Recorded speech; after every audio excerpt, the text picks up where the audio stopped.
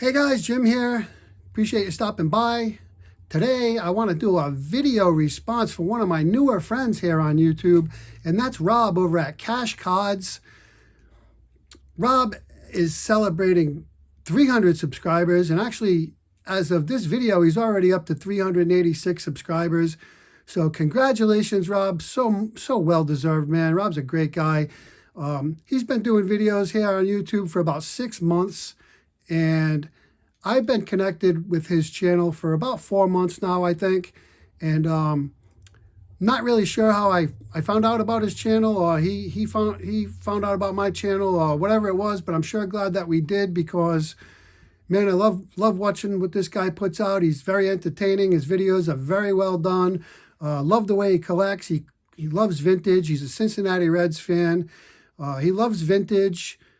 Loves 80s and 90s stuff like me, and it's just really fun to follow him along. And he's very supportive throughout our community. I see him, he's always supporting me and my channel, leaving very thoughtful comments, and I see him all over the place on everyone's channels doing the same. So I really wanted to get a video response in for him to show my support and congratulate him on his success, and it is so well deserved.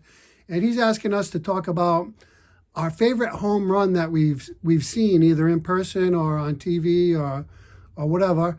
And when I heard about that, there was one, but there's a handful that I could go with, but there's one particular home run that I knew I wanted to talk about. So without any further ado, I'm going to turn the camera around. I'm going to talk about that home run. And again, Rob, channel name is Cash Cards. Go on over there and check him out. I'm going to leave the link in the description. I'm sure you'll like what you see there. Give him a sub, and I'm sure he'll support you back as well. So let's turn the camera around and let's talk about my favorite all-time home run that I've seen. So hang on. Okay, so just to set the stage here, the year was 2004. Looking at the American League Championship Series in 2004 with my Boston Red Sox facing off against the New York Yankees. The Red Sox were on a 106-year World Series championship drought. They lost a heartbreaking series to the Yankees in the ALCS in 2003. And fast forward to Game 4 of the 2004 ALCS, the Red Sox were down 3-0. Personally, I was afraid that they were going to get swept. So Game 4 started at 8 p.m. on October 17th, 2004. And the Yankees led the series 3-0, as I just mentioned, and were looking to advance to the World Series. The Yankees drew first blood in that game with 2 outs in the 3rd inning. Derek Jeter singled, and Alex Rodriguez hit a 2-run home run over the Green Monster in right field. A funny thing happened. The ball landed on Lansdowne Street outside of Fenway Park. Someone from outside the park on the street threw the ball back into the infield. Johnny Damon picked it up, threw it back over the wall out of the stadium, and somebody else got the ball and threw it back into the infield. Kind of a funny little moment there. But anyway, Orlando Hernandez was pitching. El Duque was pitching for the Yankees, and he was cruising through the first 4 innings, giving up just 1 hit. I really turned the game off. I was afraid that the Red Sox were going to get swept, so I just couldn't bear to watch. And so I actually turned the game off. And so as it turns out, the Red Sox got a little rally going there in the 5th inning, and they were able to put 3 runs on the board, so they took a 3-2 lead at that point. The lead didn't last long, however. In the top of the 6th, the Yankees rallied for 2 more runs to regain the lead, where they led 4-3. Fast forward to the 8th inning. The Yankees were clinging to a 4-3 lead, and they brought on legendary closer Mariano Rivera to attempt a 2-inning save. And in the bottom of the ninth, with only 3 outs left to their season, Rivera allowed a leadoff walk to Kevin Millar. Dave Roberts was then chosen to pitch run for Millar. On Rivera's first pitch to Bill Mueller, Roberts stole second base, getting into scoring position. Miller then singled, allowing Roberts to score, resulting in Rivera blowing the save. And the game went into extra innings, tied 4-4.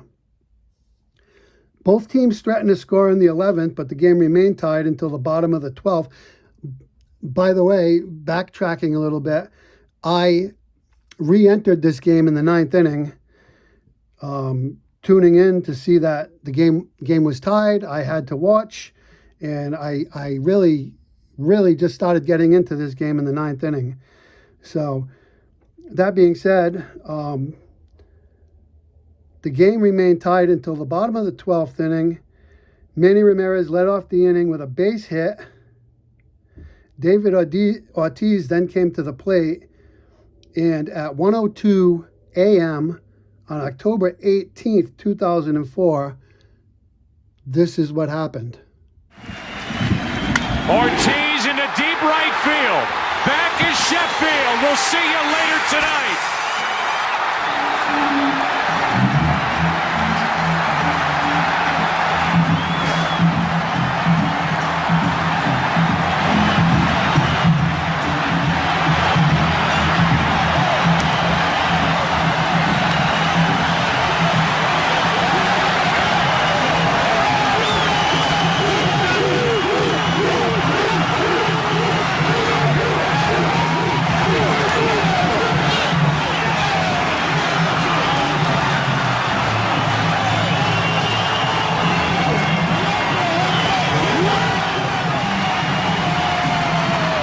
A 5-hour, 2-minute game, and worth every second of it for the Boston Red Sox.